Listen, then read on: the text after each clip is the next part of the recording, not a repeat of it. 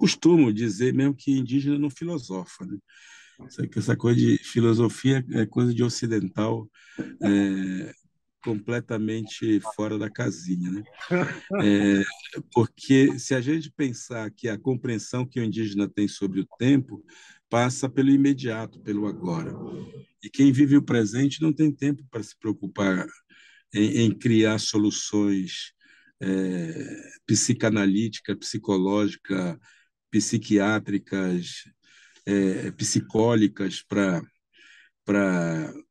para a vida, né? As pessoas estão ali no dia a dia, no embate delas e vão construindo, digamos, seu pensamento na própria prática.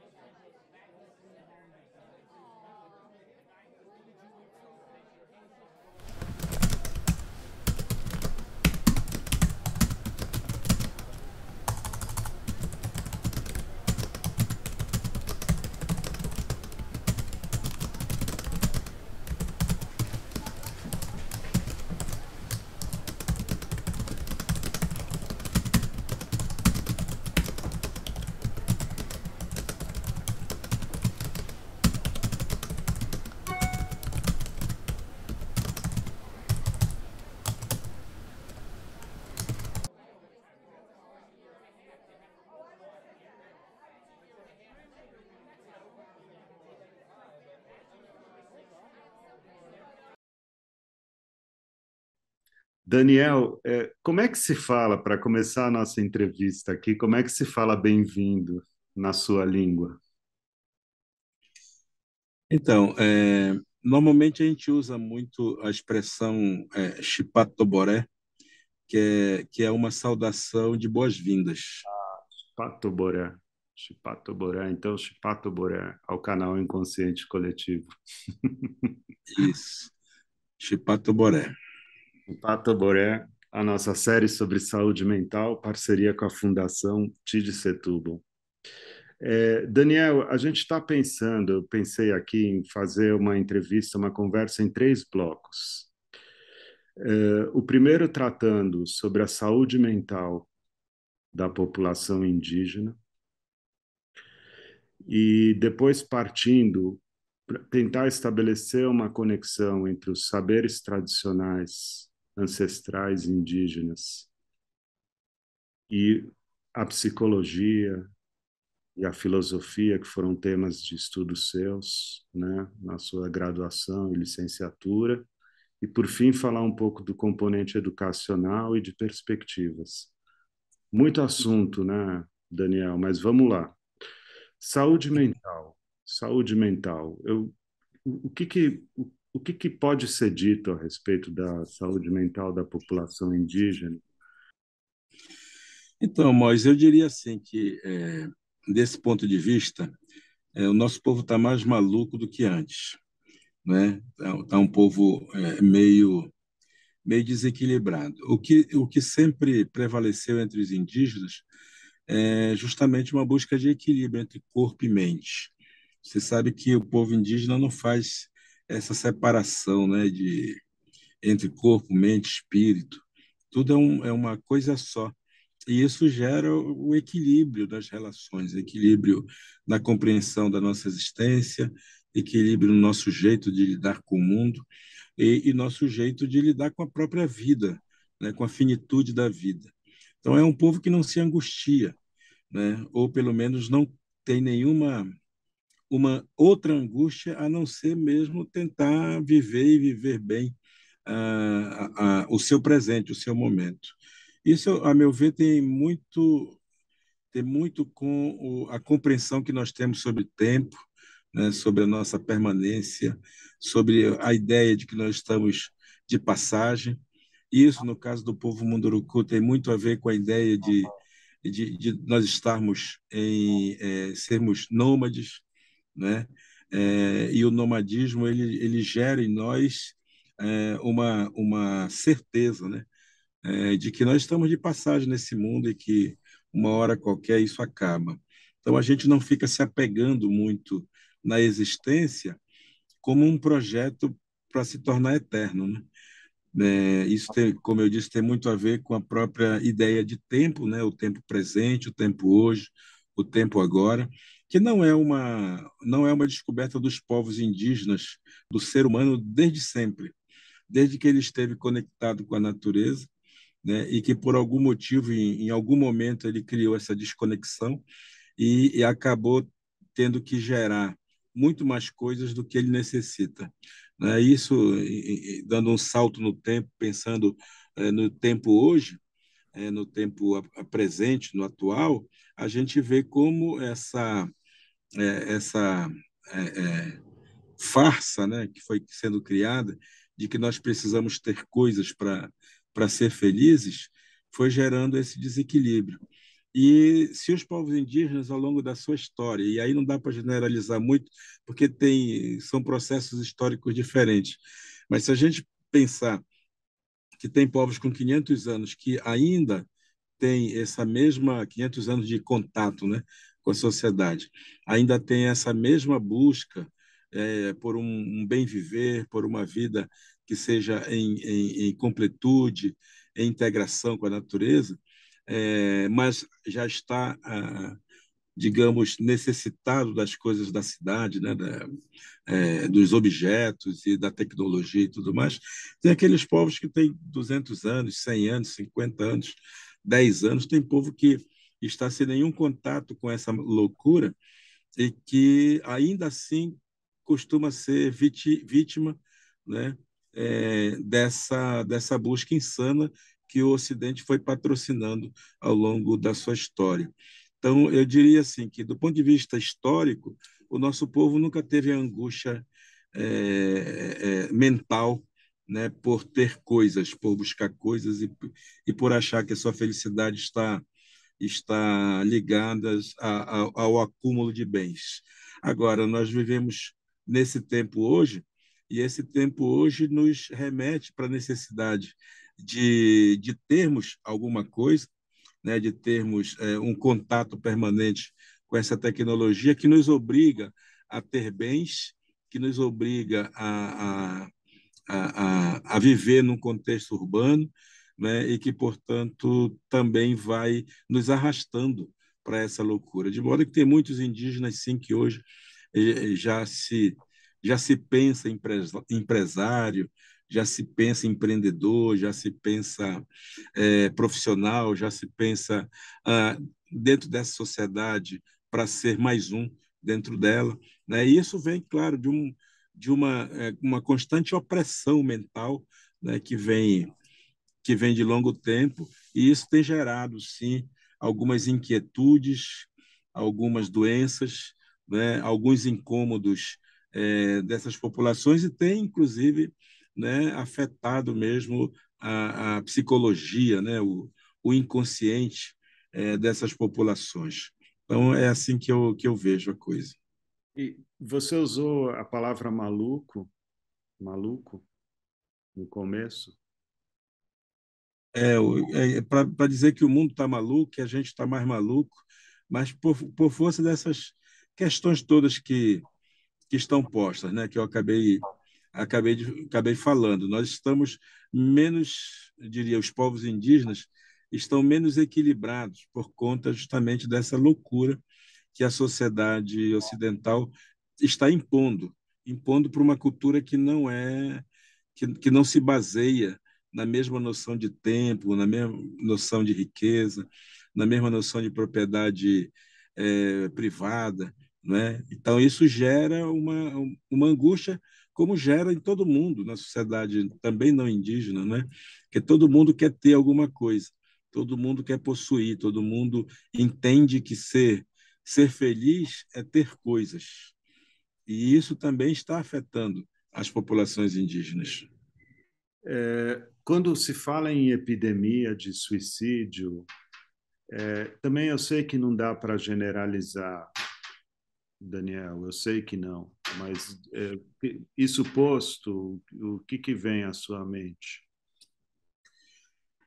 Olha, eu diria assim que os povos indígenas eles são muito movidos por por um simbolismo de pertencimento, né? E esse pertencimento tem a ver, obviamente, com a cultura de cada povo, como cada povo interpreta a sua presença no mundo e como essa presença ela é possível de ser vivida a partir da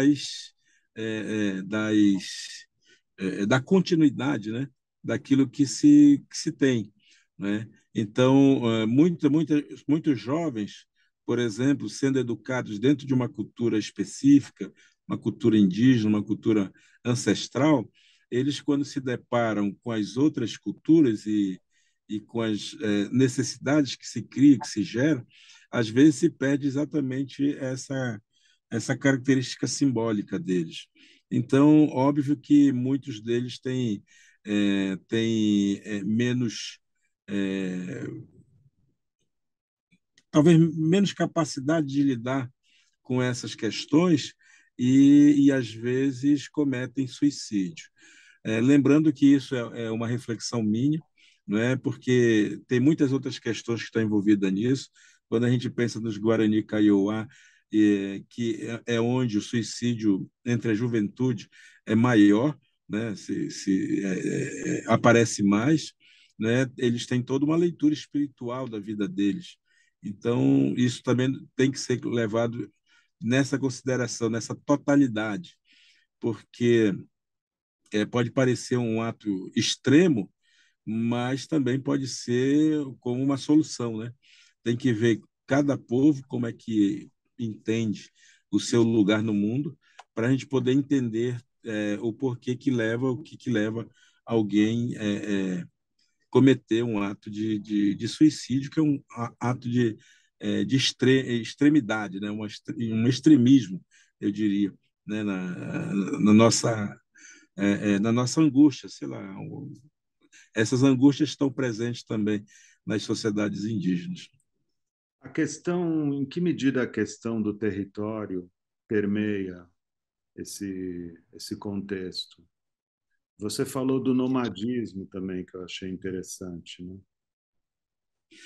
Eu acho assim, tudo está relacionado, como eu dizia, né? O povo indígena ele não faz separação entre coisas.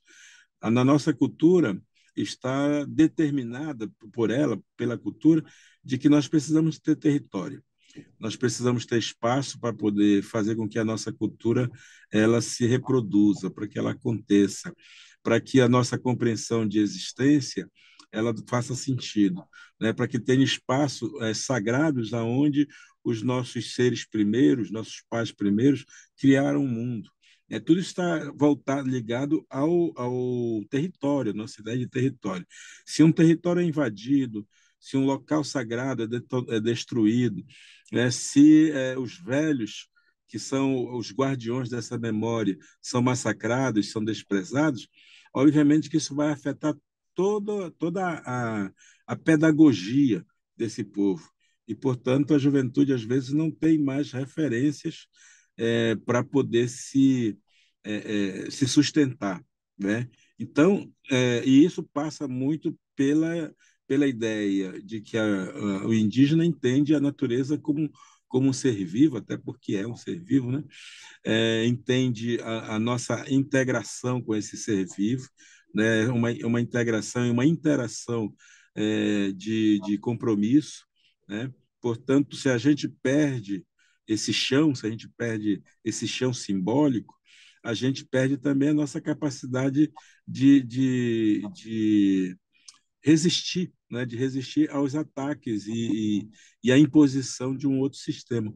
Então, obviamente que a questão do território é uma questão muito séria, porque quando a gente lida com a sacralidade desse território, a gente está lidando com o nosso simbólico mais profundo, né? E muita gente não consegue. É claro que é, dá para a gente reconstruir isso, dá para a gente requalificar o território, né? A gente diminui o território e tenta requalificar a nossa compreensão, mas isso leva tempo, e tempo é uma coisa que às vezes nós não temos, né? Mas a cultura tem feito esse exercício, né?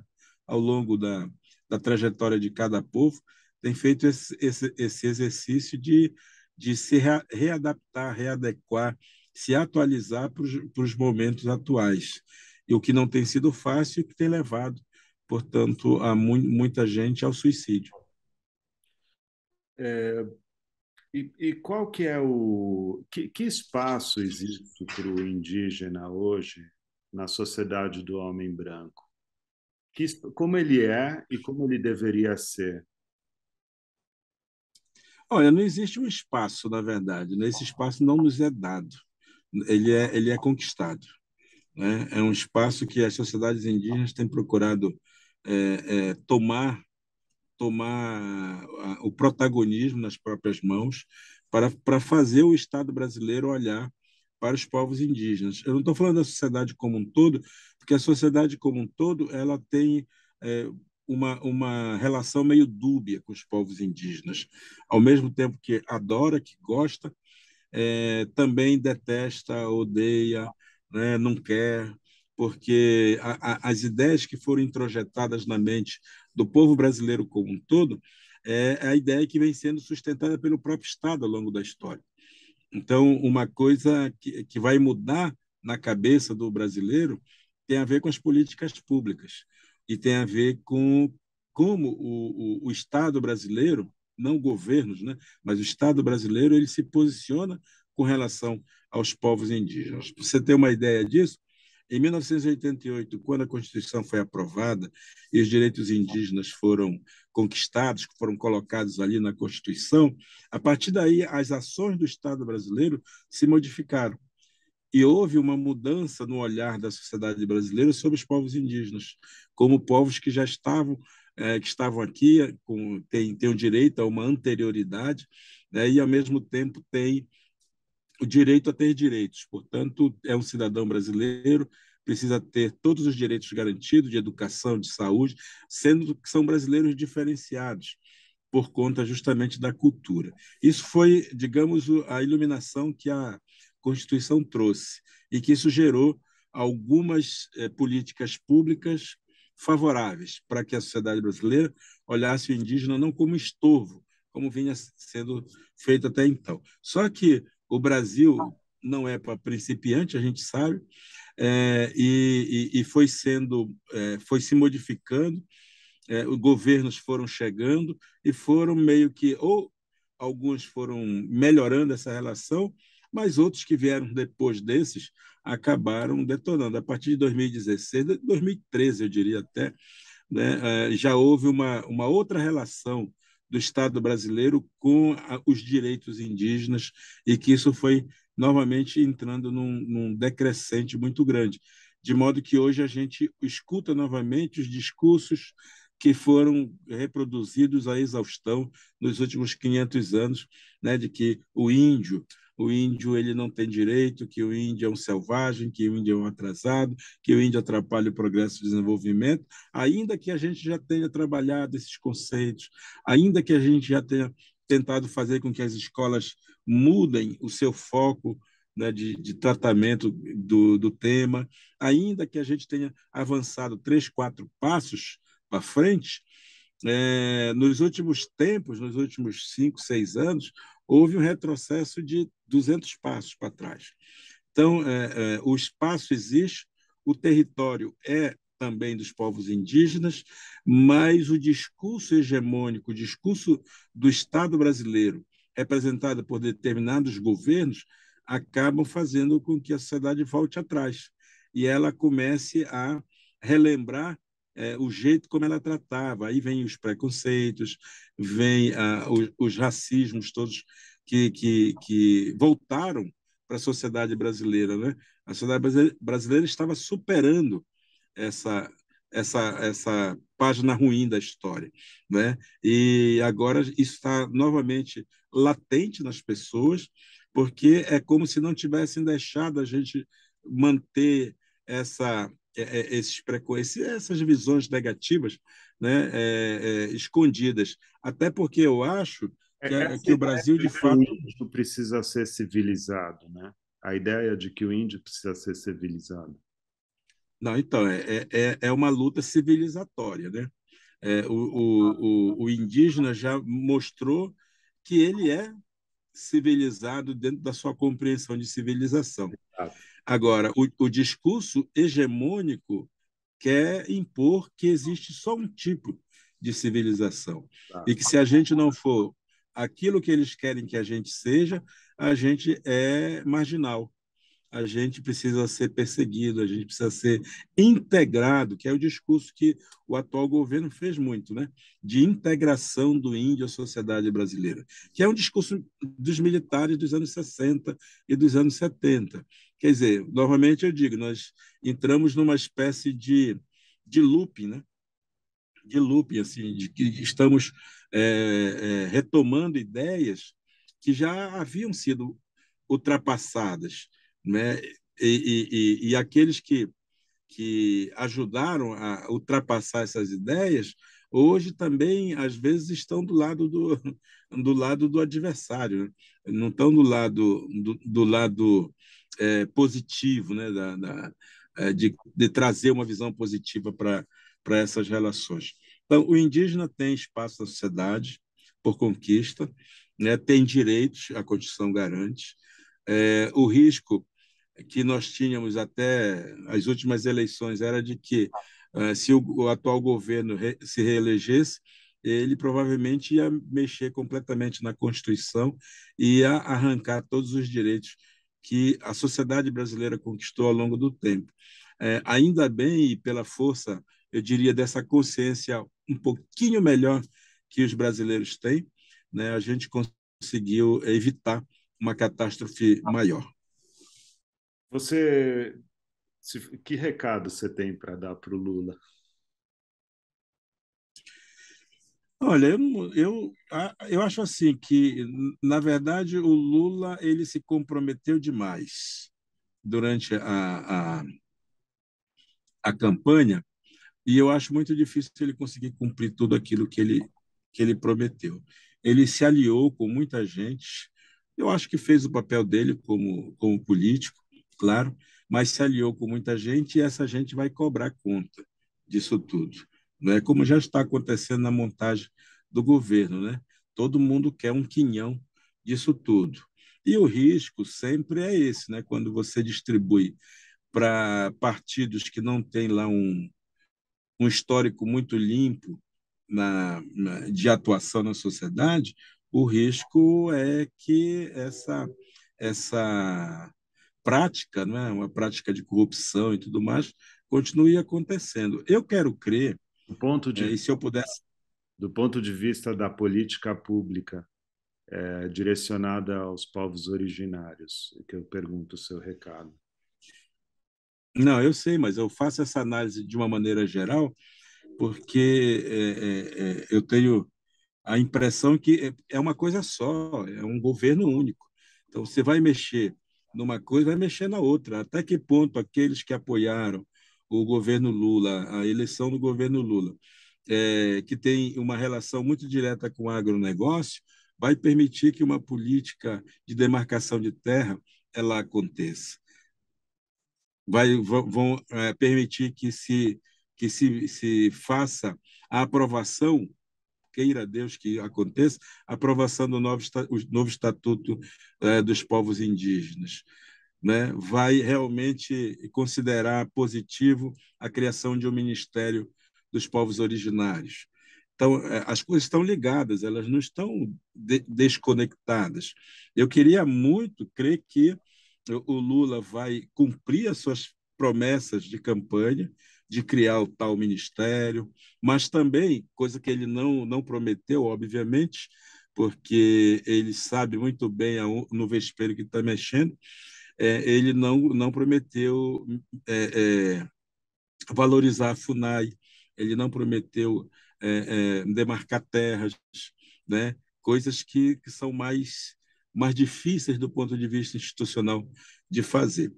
Se eu pudesse dar um conselho ao presidente Lula, né, eu diria que ele ofereça condições para que os indígenas sejam protagonistas na política indigenista brasileira e que haja uma disputa, que haja uma discussão, um debate a respeito das temáticas indígenas, protagonizadas pelos povos indígenas, sobretudo. É isso que eu gostaria de dizer a ele. Enquanto você falava, Daniel, eu lembrei de um assunto ainda sobre a saúde mental do indígena, as questões que envolvem a saúde mental do indígena. Eu lembrei de relatos sobre alcoolismo e também fiquei um pouco impressionado com o tamanho dos adeptos da religião evangélica em determinadas partes do Brasil. São assuntos diferentes, é um e outro, né? Mas eu acho que os dois, eu queria ouvir alguma consideração sua a respeito. Eu diria que o grande problema hoje nas terras indígenas é a presença religiosa mesmo, seja católica ou evangélica. Os evangélicos são piores nesse sentido, mas é um problema muito sério. Eu sempre defendi que o Brasil, sendo um Estado laico e os povos indígenas sendo uma responsabilidade do Estado brasileiro, não se deveria permitir a presença missionária em terra indígena, porque isso é ofender a cultura, é ofender a crença originária. Né? Obviamente, caberia aos indígenas decidir se querem ou não querem, não simplesmente ser uma ordem estabelecida de cima do presidente da FUNAI ou do Ministério da Justiça. Né? Tinha que ser mesmo uma opção das populações indígenas, porque quando a gente fala, inclusive, da Amazônia, nós estamos falando da invasão de ONGs, em sua grande maioria de ONGs evangélicas, né? De igrejas evangélicas transvestidas de ONGs. Então, mais do que interesses sociais, né? Nós precisamos ter a presença do Estado brasileiro na Amazônia. E esse Estado brasileiro com políticas públicas para a Amazônia, né, para evitar justamente que interesses outros, que não sejam os interesses nacionais, que não sejam os interesses que estão envolvidos com os povos indígenas, eles ganhassem corpo, né, e ganhassem importância. Né? E se hoje nós temos aí populações indígenas evangélicas, isso nunca é uma coisa positiva, né, para as populações. A meu ver, o Estado brasileiro tem culpa nisso. Tem culpa exatamente porque isso leva, ao invés de levar saúde, leva a doença. E doença física e doença mental, porque é a presença física das pessoas que leva a doença para as comunidades indígenas.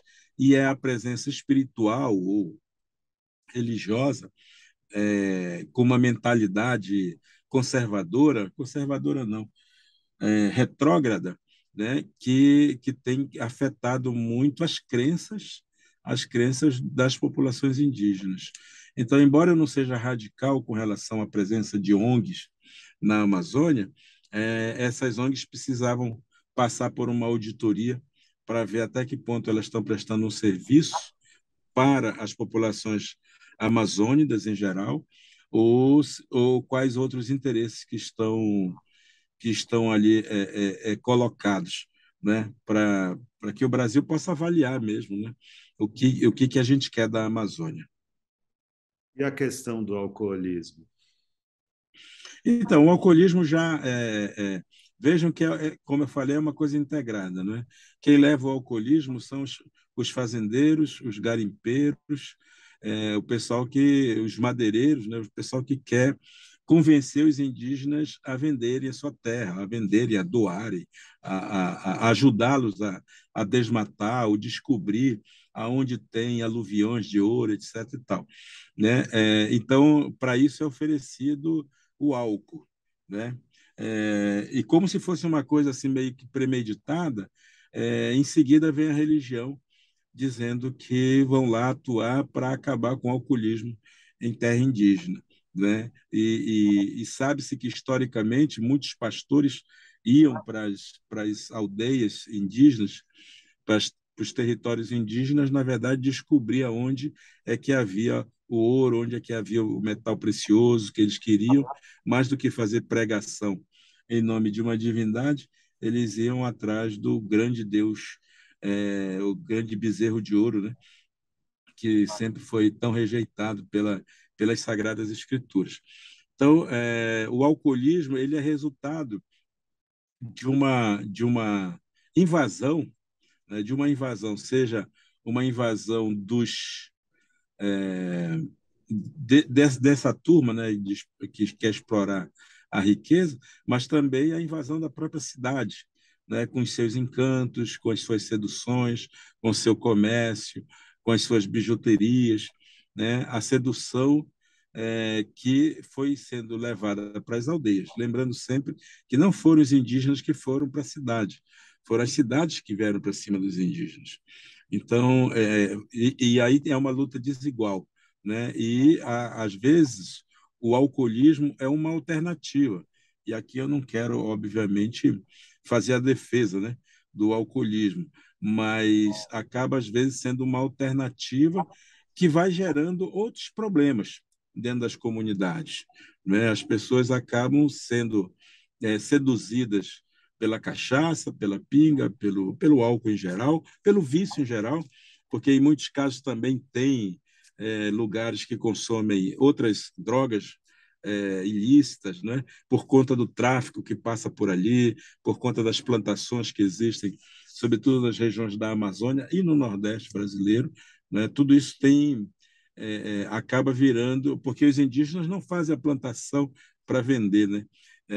Normalmente é, fazem a plantação muitas vezes para consumir ou são pagos por alguém para fazer esse tipo de coisa, acabam virando uma espécie de traficantes, né, disso também, e isso gera discórdias, né, gera dependência, gera uma série de problemas que afetam a vida social, mas também a vida cultural dessas populações.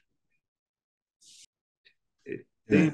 tem o movimento das aldeias que foram para a cidade também? Como que é isso, o indígena urbano, né? O que acaba acontecendo com ele? Então, tem dois movimentos, né? O primeiro movimento é das capitais que foram chegando e foram se instalando em territórios que eram indígenas.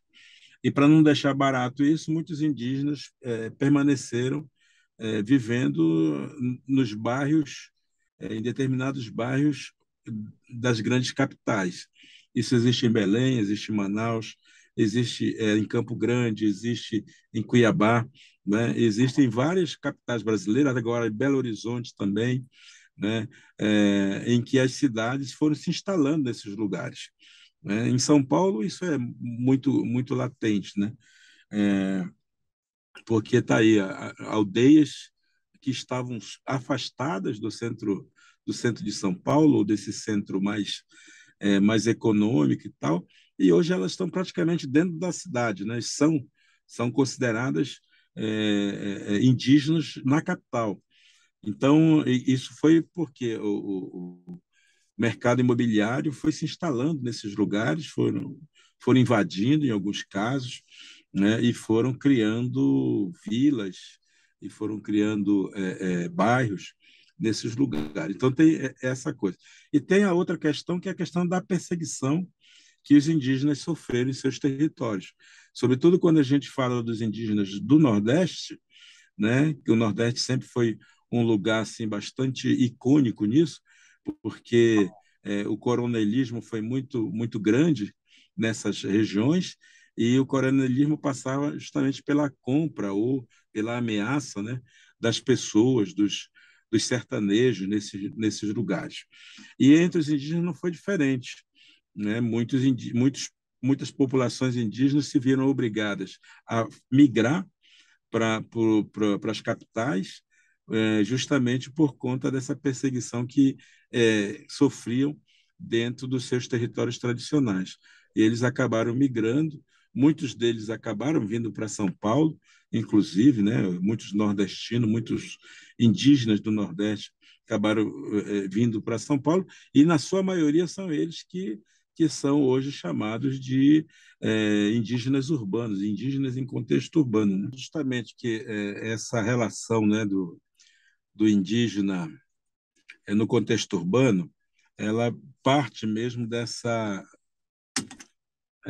situação, né, que foi sendo aos poucos construída, que é tanto da invasão dos territórios, da expulsão dos indígenas do seu contexto de aldeia, e que acabaram fazendo com que eles fossem para as cidades e construíssem, digamos, ilhas de resistência na própria cidade.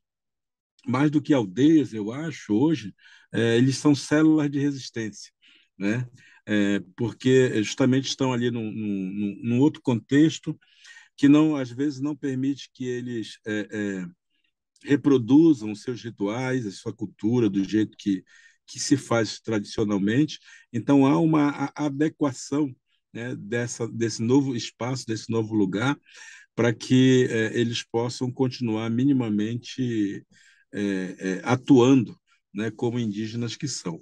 Obviamente, muitas dessas pessoas, sobretudo as vindas do Nordeste, perderam grande parte da sua, digamos, do seu fenótipo. E isso também tem sido um problema dentro da sociedade brasileira, né? Porque a sociedade brasileira ficou tão acostumada a um modelo de índio, né?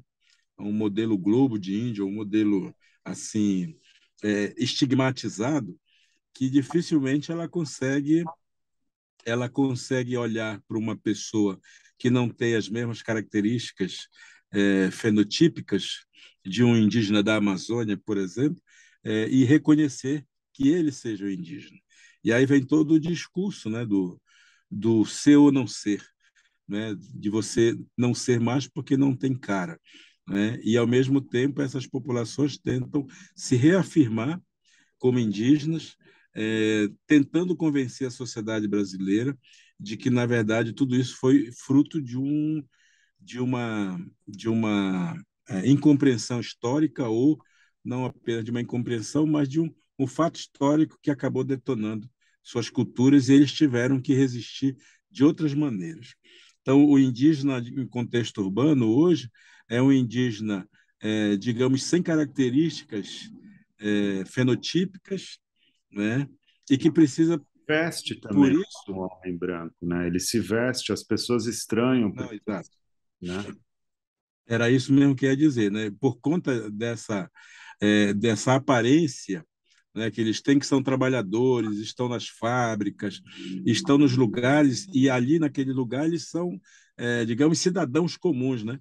São cidadãos comuns e tudo mais. Mas quando querem mostrar a sua cultura, eles têm que trajar os objetos de sua cultura, né? E daí tem uma diferença. É como se realmente houvesse assim uma espécie de três sinais, né, do teatro, assim, para quando dá o terceiro sinal, a pessoa realmente se veste com a sua cultura, né, com aquilo que lhe é culturalmente favorável, e sai cantando e dançando e mostrando toda a riqueza daquilo que o caracteriza. Então, nesse sentido, as pessoas que vivem em contexto urbano, que são indígenas, que vivem em contexto urbano, gostam, repito, né, por conta, às vezes, de terem perdido a sua aparência fenotípica, tem que trajar alguns adereços para que as pessoas os reconheçam, porque é nessa hora que eles falam a própria língua, ou pelo menos cantam na sua língua, ou misturando o português com a língua originária, já que muitos deles perderam, né, a própria língua, a língua se perdeu no contexto histórico, né? Muitos deles têm uma relação espiritual interessante, mas que também já um pouco um pouco misturada, né, com um pouco híbrida, digamos, com as outras crenças brasileiras. Então, tudo isso caracteriza esse indígena urbano. Eu acho absolutamente fantástico esse fenômeno. Para mim é uma realmente que eu chamo de célula de resistência ou de ilha de resistência, exatamente porque eu entendo que eles formam sim, e eles são, né, o brasileiro que o Brasil merece, né? Eles são o brasileiro legítimo, comprometidos com esse Brasil todo. Porque eles trazem consigo, sobretudo no Nordeste, eles trazem esse hibridismo cultural, né? São indígenas que foram mestiçados, né, pela presença africana, pela presença europeia no Nordeste brasileiro, e que fizeram aí uma readaptação, uma readequação da sua cultura para continuar sobrevivendo. Eu acho isso maravilhoso. Daniel, eu estava lendo sobre a sua formação acadêmica, né, e eu vi que você tem graduação a graduação é em filosofia e você tem licenciatura também na psicologia e na educação. E eu te pergunto, o que que os saberes ancestrais indígenas podem contribuir com essas áreas de conhecimento? Olha, eu acho que os indígenas têm muito para ensinar à sociedade brasileira. A sociedade brasileira, como um todo, sempre se fechou muito a esses conhecimentos, porque ela impôs, na verdade, seus conhecimentos para os povos indígenas. Se hoje eu estou falando português com você, e com os nossos amigos que nos assistem, é porque eu fui colonizado, né? Houve uma colonização na língua portuguesa, uma imposição dessa língua como a língua franca para todo o país, e isso me obrigou a ir para a escola e aprender o português como minha língua, né, como a minha única língua, né? Inclusive fazendo eu esquecer muito da língua originária, ou não usar mais essa língua, ter vergonha dela, porque tudo isso foi fruto de uma colonização de corpos, colonização de pensamento, colonização da alma da gente. Então, o Brasil impôs toda a sua forma de pensar, né? Claro, movido pelos colonizadores, pelo Ocidente e tudo mais, e que acabou escondendo, suprimindo, em muitos casos, e escondendo em outros tantos, os saberes que os indígenas têm para dizer. As nossas crianças perdem muito ao a não poder aprender sobre quem são os povos indígenas a partir do que os povos indígenas são, né? Eles acabam aprendendo, continuam aprendendo o que a escola ensina, e a escola ela é um aparelho ideológico do Estado. Portanto, ela vai ensinar aquilo que o Estado quer que ela ensine. Se o Estado for mais à direita, vai ensinar essas coisas retrógradas. Não Se for mudou mais à esquerda, a escola indígena? oi?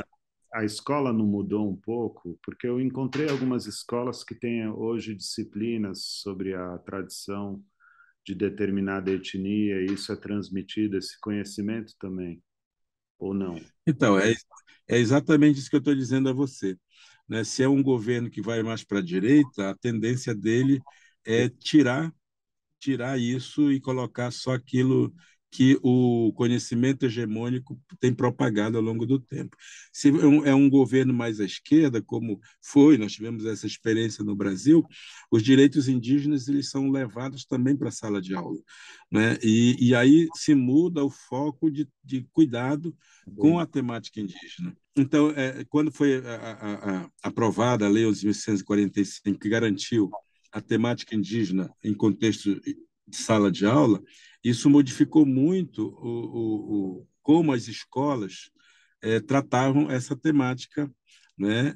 E houve uma mudança significativa, uma mudança que perdura, né? Apesar de todos os últimos 4, 6 anos que se passaram, né, as escolas elas estabeleceram isso como um princípio vital para elas, né? Uma nova geração de professores que está aí lutando para trazer a temática indígena na sala de aula, toda a política de compra de livros de autoria indígena, né, seja pelo Estado brasileiro, pelos governos estaduais ou municipais, a formação de professores já levando em consideração esses conhecimentos indígenas, isso não volta mais. Eu acho que nós vamos continuar avançando, vai ser de forma gradual, dependendo de quem esteja no poder naquele momento, mas a sociedade brasileira, eu diria que a escola, a instituição escolar brasileira, ela já tem hoje uma nova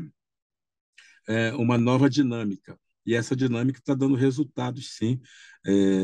Mas a gente sabe que a educação ela é muito lenta, ela vai acontecendo geração após geração, portanto, vai levar um tempo para a gente ver essas mudanças acontecendo, mas ela ali na sala de aula, né, no chão da escola, isso vem acontecendo porque eu mesmo sou testemunha do trabalho hercúleo que os professores e professoras estão fazendo pelo Brasil todo, no sentido de superar essa visão estereotipada, equivocada, preconceituosa que se tem.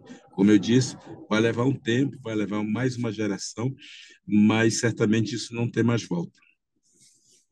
E em termos de filosofia, nos campos da filosofia e da psicologia?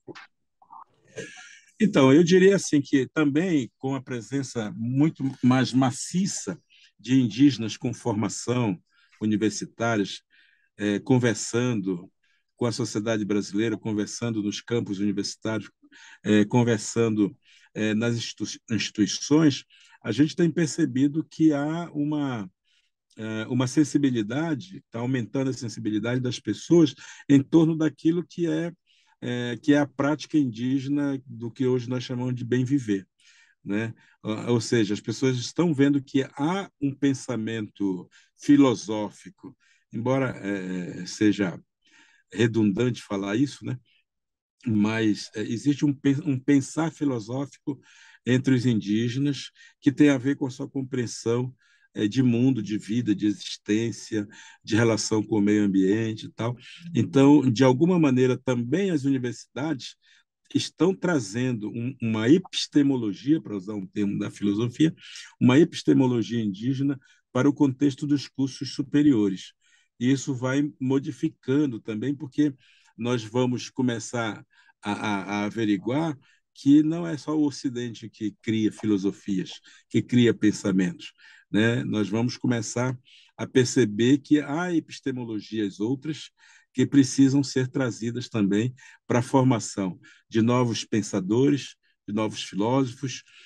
Pode ser pessoas, inclusive, que vão questionar isso, que vão dizer, falar contra, mas é como dizem os políticos, né? Falem mal, mas falem de nós, porque se falam de nós é porque a gente incomoda, né? Ou porque a gente consegue questionar, né? Fazer uma, é, é, uma interferência dentro da sociedade. Isso com relação à filosofia. Com relação à psicologia, é a mesma coisa. Já existem várias pesquisas, vários pesquisadores não indígenas e indígenas trabalhando com vários temas que estão ligados à psicologia, desde a questão da saúde mental, da questão da saúde geral, né, saúde da mulher indígena e tudo mais que tem a ver também com essa ideia do equilíbrio, né, corpo, espírito e tudo mais. Tem várias pesquisas que estão acontecendo sobre criança, sobre educação e, portanto, passa também por uma psicologia da educação para os indígenas.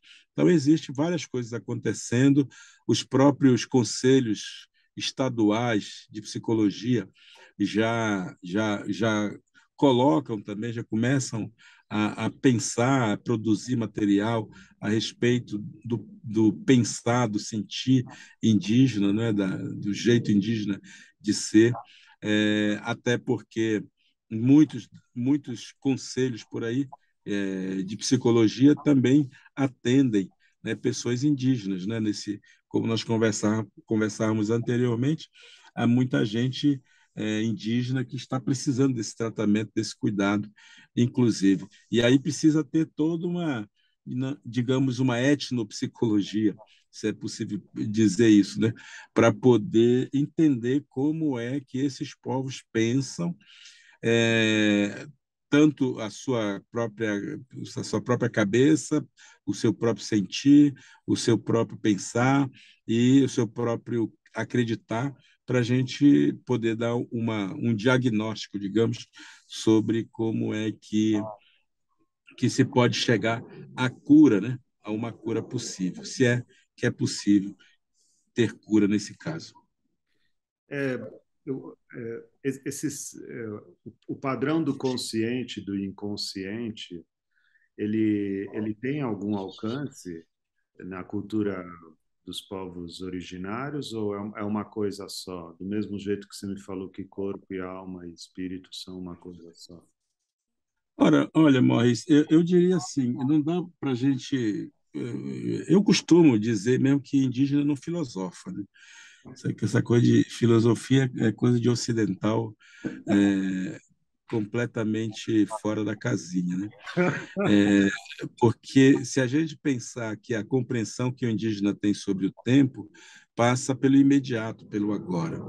E quem vive o presente não tem tempo para se preocupar em criar soluções psicanalíticas, psicológicas, psiquiátricas, psicólicas para para a vida, né? As pessoas estão ali no dia a dia, no embate delas e vão construindo, digamos, seu pensamento na própria prática. Então, ainda que hoje as relações sejam diferentes e que haja alguns estudantes indígenas, né, universitários que estão cursando psicologia, até porque por perceberem mesmo que há um trabalho a ser feito, né, eu diria assim que é, ainda vamos precisar de mais uma geração para a gente entender o inconsciente indígena do ponto de vista da psicologia, talvez, né? Porque se a gente for entender esse inconsciente a partir da própria narrativa ancestral, das próprias histórias, né, que os indígenas contam, que aí a gente entraria em questões profundas, né, de como cada povo vai respondendo aos dramas da existência. Porque eu gosto de dizer sempre, Mois, que o que nos torna diferentes uns dos outros não são as perguntas que a gente faz, mas a resposta que a gente dá para as perguntas que a gente faz. Porque toda a cultura humana ela é baseada em 4 perguntas básicas. Quem sou, de onde eu vim, para onde eu vou, o que eu estou fazendo nesse mundo? Todos os povos têm essas mesmas questões. Agora, o que diferencia esses povos são as respostas que são dadas a essas questões, né? É, é, o Ocidente, talvez no Oriente também, não sei, se faz muito uma pergunta para as crianças, né? O que você vai ser quando crescer? É a pergunta principal, né? E nessa pergunta está sintetizado tudo aquilo que o Ocidente pensa a respeito do que é ser gente, do que é ser humano, né? Ao perguntar para uma criança o que você vai ser quando crescer, está implícito nessa pergunta de que ela não é nada, ela é um projeto, né? E o Ocidente vai nos ensinando que para ser alguém na vida a gente precisa ter riqueza, precisa acumular, precisa ter dinheiro, precisa fazer sucesso, precisa ser um vencedor, precisa chegar lá por mérito próprio, etc. E tal. Toda essa conversa, essa, essa balela toda que nos é imposta, vem, claro, responder ao, a uma indagação, né, está posta, né? O que que eu vim fazer nesse mundo? O que que eu vim fazer nesse mundo?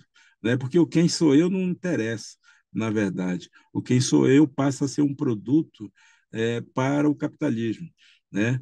E o para onde eu vou é uma resposta religiosa, né? Não tem nada a ver com o imediato, com o agora, tem a ver com o futuro. Então, o Ocidente ele foi criando uma sociedade egoísta, porque é uma sociedade do futuro. E para o futuro a gente olha e cada um cuida do seu. né? Cada um se esforça para produzir seu eu. E o seu eu, claro, devidamente sacramentado pela visão do acúmulo de riqueza, de bens e tudo mais, vai gerando justamente as pessoas infelizes, né? E só pessoas infelizes que tendem a achar que serão um dia felizes, seja pela riqueza, seja porque há um paraíso nos aguardando lá no outro lado, quando a gente morrer, não é? Então, a resposta dessas indagações, elas têm a ver com o tipo de sociedade que a gente constrói.